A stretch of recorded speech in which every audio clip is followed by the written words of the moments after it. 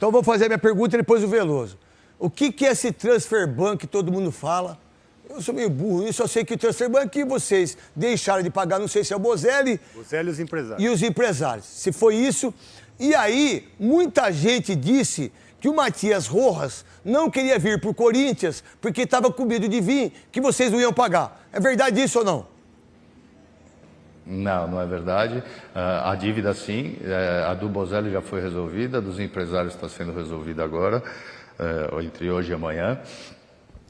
O transfer ban, quando você não cumpre um pagamento, isso até demora a acontecer. Tem processos aqui, Neto, de 10 anos atrás, que estão estourando agora, de 6 anos atrás. Isso você vai levando na justiça e um dia sai a decisão e você tem que pagar.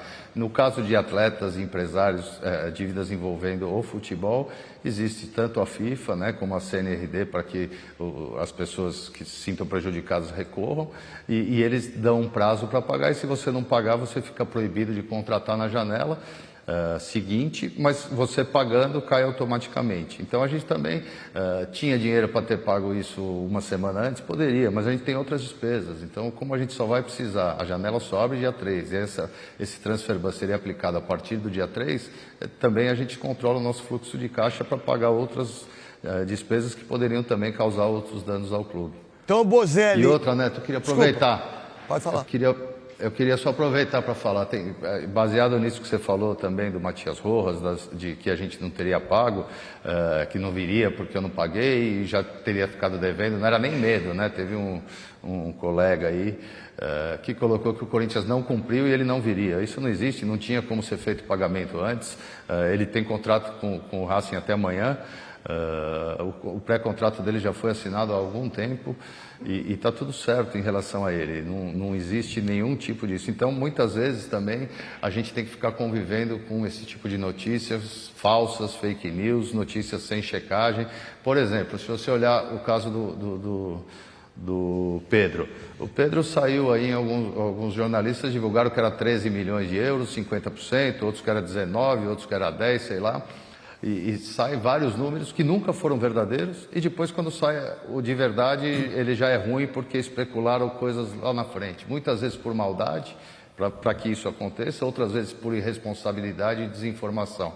Mas isso prejudica demais, desinforma o torcedor e nos coloca sempre em dificuldades. Tudo que a gente faz parece, é feito tudo para que pareça ruim. Então não sei...